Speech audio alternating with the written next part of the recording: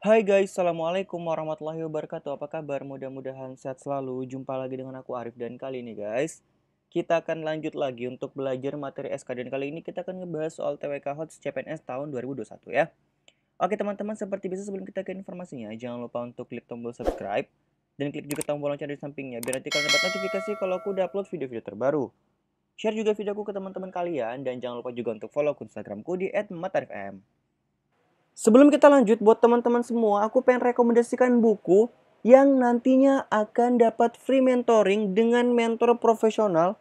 Dan kalian yang udah beli buku bakal di-invite di grup khusus untuk belajar bareng yang mana nanti kalian bakal dibimbing langsung oleh mentor profesional. Sekarang kalian order aja, aku udah cantumkan linknya di bawah.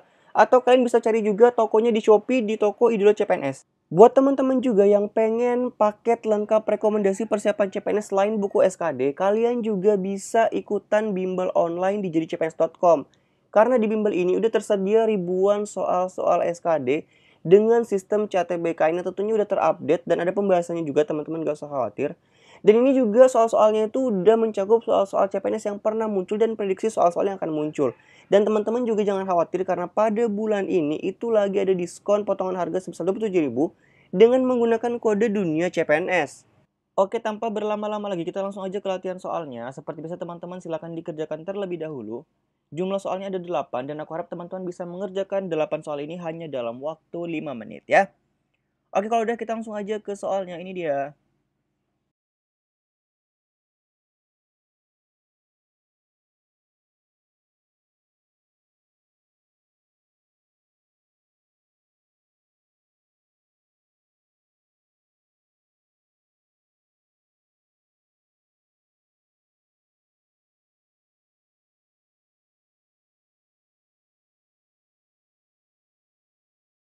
Itu dia 8 soalnya dan kita langsung aja ngebahas, kita mulai dari soal yang pertama.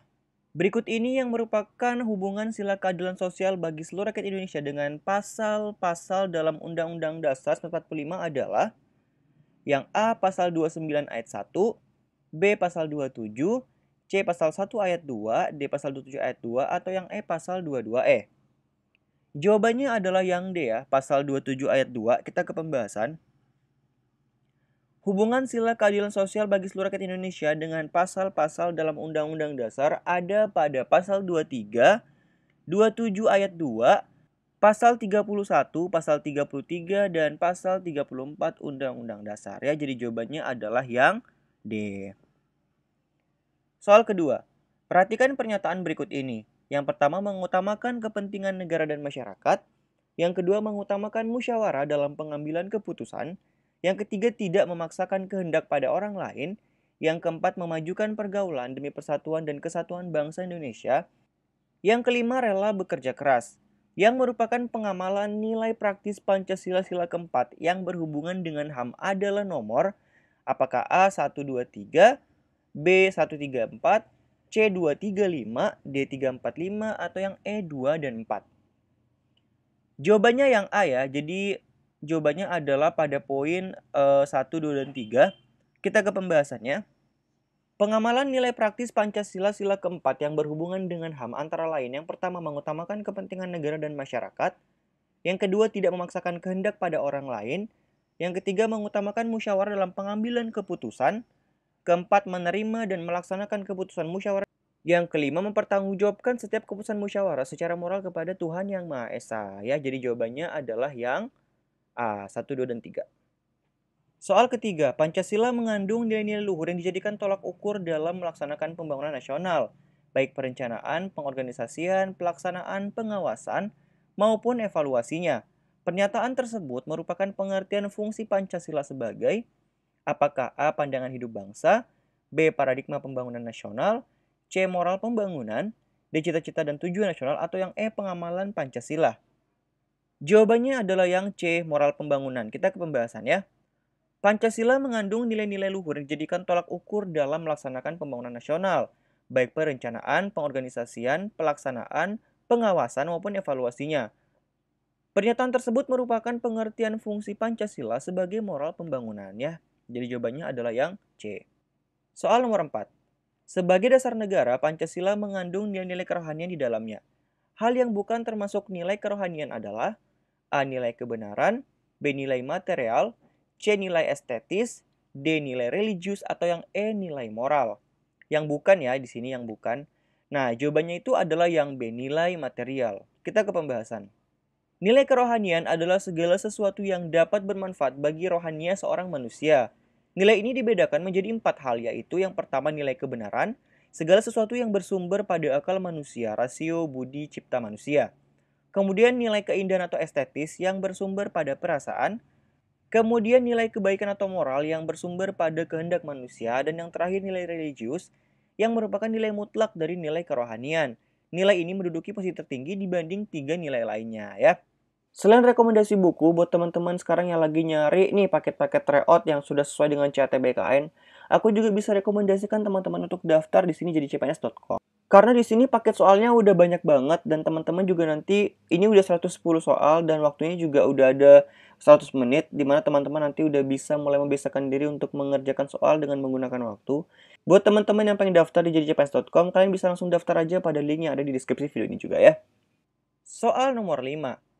Untuk melihat apakah sebuah perundang-undangan tersebut dapat dikatakan baik, maka perundang-undangan tersebut sekurang-kurangnya harus memiliki 3 landasan sebagai berikut.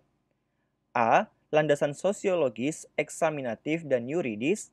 B. Landasan sosiologis, filosofis, dan yuridis. C. Landasan sosiologis, filosofis, dan auditif. D. Landasan historis, filosofis, dan yuridis. Atau yang E. Landasan sosiologis, ideologis, dan yuridis. Jawabannya adalah yang B, ya, landasan sosiologis, filosofis, dan yuridis. Kita ke pembahasan. Untuk melihat apakah sebuah perundang-undangan tersebut dapat dikatakan baik, maka perundang-undangan tersebut sekurang-kurangnya harus memiliki 3 landasan sebagai berikut. Yang pertama, landasan filosofis, menyatakan bahwa dalam setiap penyusunan perundang-undangan harus dengan sungguh-sungguh memperhatikan cita-cita moral dan cita-cita hukum sebagaimana diamanatkan oleh Pancasila.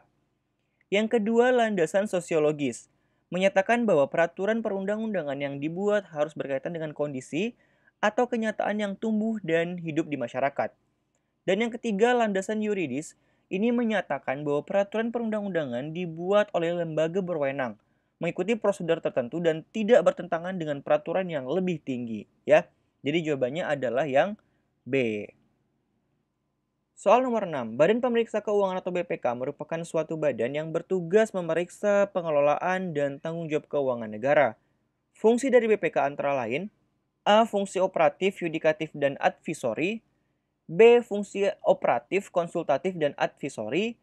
C. Fungsi operatif, auditif, dan advisory. D. Fungsi operatif dan advisory. Atau yang E. Fungsi konsultatif, yudikatif, dan advisory.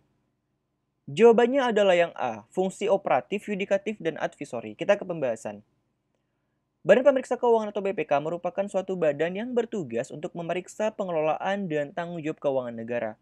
Fungsi dari BPK antara lain yang pertama fungsi operatif, berupa pemeriksaan, pengawasan, dan penyelidikan atas penguasaan, pengurusan, dan pengelolaan kekayaan negara. Yang kedua fungsi yudikatif, berupa kewenangan menuntut perbendaharaan negara, dan tuntutan ganti rugi terhadap perbendaharaan dan pegawai negeri bukan bendahara yang karena perbuatannya melanggar hukum atau melalaikan kewajiban yang menimbulkan kerugian keuangan dan kekayaan negara. Dan yang ketiga, fungsi advisory, yaitu memberikan pertimbangan kepada pemerintah mengenai pengurusan dan pengelolaan negara. Soal ketujuh, perhatikan pernyataan-pernyataan berikut ini. Yang pertama, mengatur lambang negara. Yang kedua, berlaku tidak sempurna. Yang ketiga, adanya perlindungan HAM. Keempat, berlaku untuk umum. 5, mengatur perubahan Undang-Undang Dasar itu sendiri. Manakah yang merupakan jenis-jenis penilaian terhadap Undang-Undang Dasar 1945?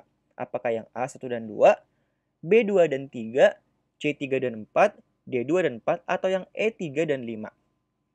Jawabannya adalah yang D, 2 dan 4, ya, yaitu berlaku tidak sempurna dan berlaku untuk umum. Kita ke pembahasan. Jenis-jenis penilaian terhadap Undang-Undang Dasar yang pertama, normatif, yaitu penilaian Undang-Undang Dasar berlaku secara pengenalan hukum. Yang kedua, nominal, yaitu penilaian terhadap Undang-Undang Dasar berlaku tidak sempurna.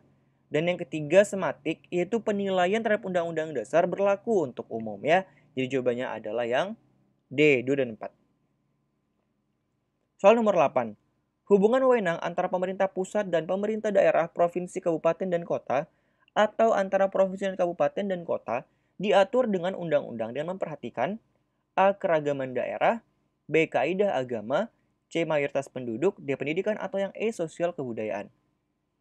Jawabannya adalah yang A. Keragaman daerah. Kita ke pembahasan. Berdasarkan Undang-Undang Dasar Pasal 18A Ayat 1, hubungan wewenang antara pemerintah pusat dan pemerintah daerah, provinsi, kabupaten, dan kota, atau antara provinsi dan kabupaten dan kota diatur dengan undang-undang dengan memperhatikan kekhususan dan keragaman daerah. Jadi jawabannya adalah yang A ya, keragaman daerah. Oke teman-teman, jadi itu dia video pembahasan kita pada kali ini. Semoga bermanfaat dan insya Allah kita akan jumpa lagi pada video pembahasan mendatang ya. Terima kasih sudah menyaksikan. Insya Allah kita akan jumpa lagi pada video selanjutnya. Assalamualaikum warahmatullahi wabarakatuh dan sampai jumpa. Bye-bye.